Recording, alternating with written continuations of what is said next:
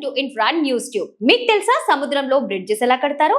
సముద్రం చూస్తేనే భయం వేసేంత అలలు, ఎంతో లోతు. అలాంటి సముద్రం మధ్యలోకి వెళ్ళడానికే మనం భయపడతాం. కానీ ఇంజనీర్లు మాత్రం సముద్రం పైన కిలోమీటర్ల కొద్దీ పొడవైన వంతెనలు ఎలా కట్టేస్తున్నారు? నీటి ప్రవాహాన్ని తట్టుకొని ఆ పిల్లర్లు ఎలా నిలబడుతున్నాయి? ఈ రోజు ఈ వీడియోలో ఆ విషయాలు తెలుసుకుందాం. ఇల్లు కట్టాలన్నా, బ్రిడ్జ్ కట్టాలన్నా పునాది చాలా ముఖ్యం. మరి సముద్రంలో పునాది ఎలా వేస్తారు? దీనికోసం ఇంజనీర్లు కాపర్ డ్యామ్ అనే ఒక పద్ధతి వాడతారు. ఒక పెద్ద ఉక్కు లేదా ఇనుప పైపు లాంటి నిర్మాణాన్ని సముద్రం లోపలికి గట్టిగా దించుతారు. తర్వాత పైపు లోపల ఉన్న నీరంతటిని మోటార్ల సాయంతో బయటకు పంపిస్తారు.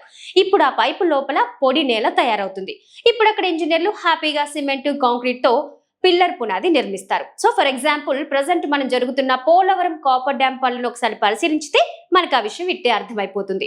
ఒకవేళ సముద్రం చాలా లోతుగా ఉంది, కాపర్ డ్యామ్ వేయడం కుదరకపోతే అప్పుడు ఫైల్ ఫౌండేషన్ వాడతారు. అంటే పటిష్టమైన ఇనుప స్తంభాలను భారీ షిప్పులు, క్రేన్ల సాయంతో సముద్రం అడుగున ఉన్న గట్టి నేల తగిలే వరకు లోపలి వైపుకు దింపుతారు. తర్వాత వాటిపై పిల్లర్లు నిర్మిస్తారు. మన ఇంట్లో వాడే మామూలు సిమెంటు సముద్రపు ఉప్పు నీటికి త్వరగా పాడైపోతుంది. అందుకే సముద్రంలో బ్రిడ్జ్ కట్టడానికి ఒక ప్రత్యేకమైన సెల్యులార్ కాంక్రీట్ లేదా ఉప్పు నీటిని తట్టుకునే స్పెషల్ కెమికల్స్ కలిపిన సిమెంట్ వాడతారు. ఇది వందల ఏళ్లైనా పాడవకుండా ఉంటుంది. పిల్లర్లు పూర్తయ్యాక వాటిపైన రోడ్డు వేయాలి కదా.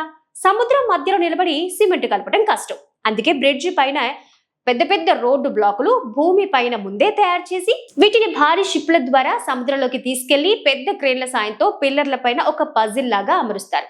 చూసారుగా, ప్రకృతి సవాలు విసిరితే మనిషి తన తెలివితేటలతో ఎలాంటి అద్భుతాలైనా సృష్టిస్తాడు.